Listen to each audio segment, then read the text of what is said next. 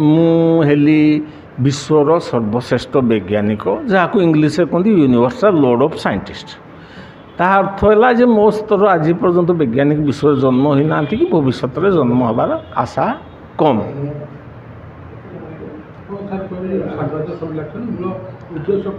आज्ञा मोर मूल उद्देश्य है विश्व को ग्लोबल वार्मिंग, क्लाइमेट चेंजिंग, बन्या मरुड़ी जल समस्या मुक्त करवा।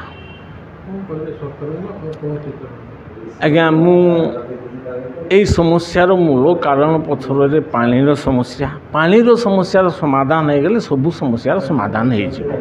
तेणुक सर्वप्रथमे आमको पानीर समस्या शेष करने पड़ो विश्व से प्रोजेक्ट प्रपोजाल देती जहाँ द्वारा भारतर 145 कोटी नागरिक विशुद्ध पानीय जल और 100 भाग जलसेचन पानी पाइबे प्लस आमर इंडस्ट्री को जहाँ पानी दरकार से सरकारी भाव में जोगा जाई पार।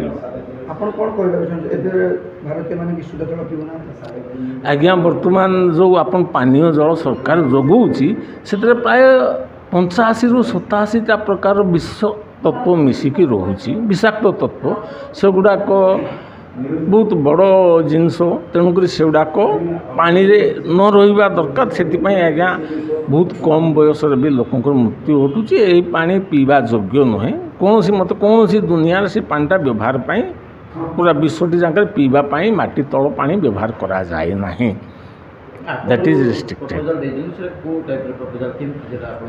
पानी आपणकर जहाँ दरकार मु आपको जनईची जे आम मयूरभंज को 0.3 km क्यूबिक पानी दरकार, उड़ीसा को 8 km क्यूबिक पानी दरकार, भारत को 270 km क्यूबिक घन किलोमीटर पानी दरकार।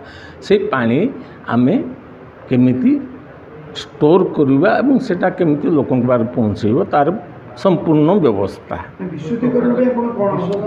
आज्ञा भगवान जो पानी दियंती सेटा होची दुनियार सबुठु भल पानी। से कौन सी प्रकार विष तत्व न थाए से पानीटा जो माटी भीतर को जाए से समय जो माटी रे जो विषाक्त तत्व अच्छी आमर जो एलिमेंट्स अच्छी से मिसंती ता पानी भितर एवं से आस्ते आस्ते मिसी मिसी जो तलू जीव अधिका से अधिका विषाक्त तत्व मिसी मिसी जीव। हाँ पूरा पूरी शुद्ध नई पानी पोखरी पानी आपण आज्ञा सेटा को आमको अटकैवा पड़ो सेटा को रोकवा पड़ो सेटा भगवान दौनी सेटा दैट इज मैन मेड।